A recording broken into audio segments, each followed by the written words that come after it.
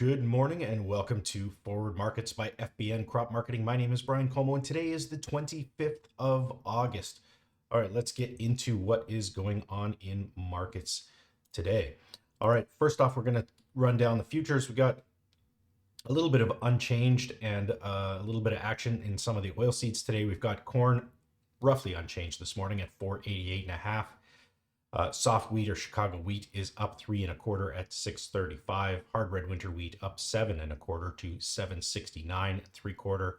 Spring wheat up 6 3/4 to 806. We've got soybeans up 9 at 1380 3/4. Canola is up $3.60 at 813 and a half.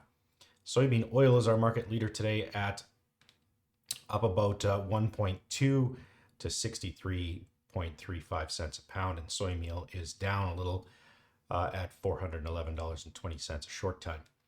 We got crude oil posting some strong gains today at trading at 79.95 at this time US dollar. Although it shows negative here, it did trade higher this morning. We'll talk a little bit about the US dollar later. Currently trading at 103.95. The Canadian dollar slumped a little bit as well, trading 73.57. We have the indices up at this time with the S&P at 44.05, the NASDAQ at 14.912, and the Dow at 34.301. All right, moving on to what's happening. Dry weather in the U.S. and soy meal are supporting futures today. Soybean futures were in the green for the second consecutive day with support from the dry weather forecast in the U.S. and the uptrend in products. I do want to talk a little bit about the products here. Well, first of all, here's soybeans seeing some support on stronger than expected export sales that totaled 1.2 million tons from the upcoming marketing year. This week also showed 364,900 tons was sold in the 2022-23 marketing year as well. So some very strong export sales this morning, a little bit higher than expectations. We've got soybean oil as mentioned, is the market leader this morning as Egypt books 124,000 tons of vegetable oils for delivery in October and November. We also have palm oil up this morning, despite that Malaysian exports have fallen 7% month over month, and that stocks were higher after many export destinations saw strong buying patterns in June and July.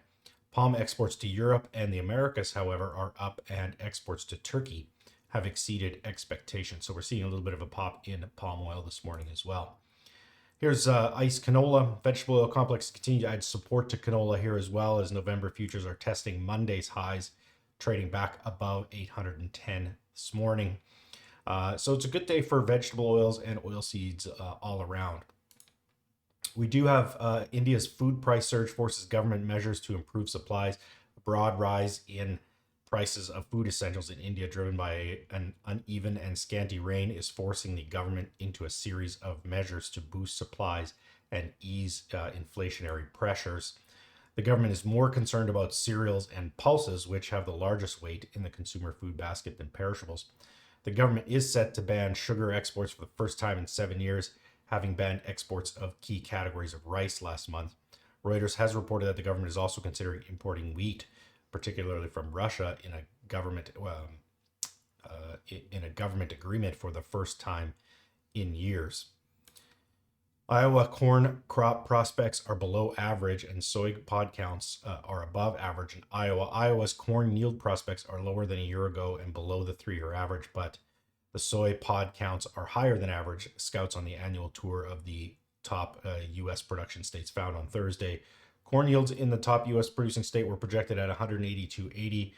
The Pro Farmer Tour said, which is slightly below the 2022 crop tour average of 183.81 and the 3-year crop tour average of 184.13. So it's one of the states that actually showed lower than last year and lower than average yields. Just happens to be one of the largest or the largest corn producing state in the country, so it does carry a little bit more weight. Corn prices have slumped on expectations of a large U.S. crop and weak demand, though poor yield results from some areas of the Midwest have surprised some tour scouts, and severe heat this week has stressed the crop. So as you can see here, corn is trading still relatively close to recent lows. It tested a double bottom here not that long ago, and is still trading in between that and the 20-day moving average. Still hasn't gotten a lot of pep in corn markets as of late, simply because of the demand story and how weak the demand is at this time. We do have some concerns coming out of Argentina. Argentina's wheat crop needs rain in order to avoid damage. Argentina's current wheat crop needs precipitation in the coming days across key farmland in order to stave off a hit to yields, according to a weekly report from the Buenos Aires Grain Exchange, which was published on Thursday. In its report, the Grain Exchange noted that central and northern farmland has received very little rainfall in recent months, which could hamper the wheat crop's development.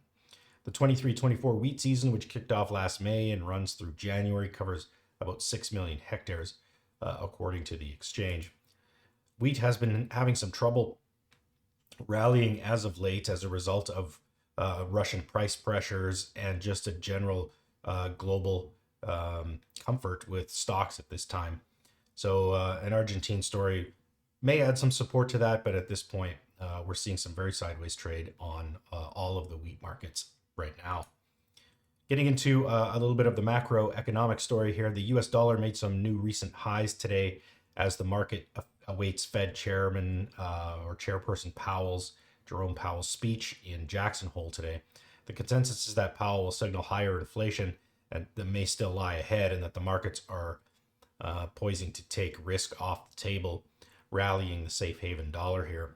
As we noted in the opening futures thing, the US dollar was showing losses. However, it did open higher than the previous day and made new highs. So it is just off from where we opened. The long-term bond yields have been rising through the month of August, signaling that the higher interest rates may be more sticky than thought a number of months ago. The Fed continues to signal that it wishes to pause, but data continues to contradict. At any rate, verbiage from the Fed can sway markets, so we may see some of that play out in markets today. All right, that's all we have for you today. Thank you for joining us. Have a great day, have a great weekend, and we'll see you again next week.